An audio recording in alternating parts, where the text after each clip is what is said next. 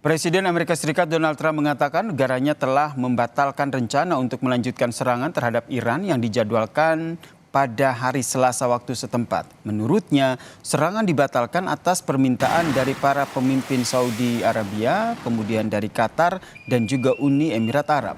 Pengumuman Trump itu muncul setelah ia mengancam bahwa waktu terus berjalan bagi Iran untuk mencapai kesepakatan atau pertempuran akan kembali terjadi.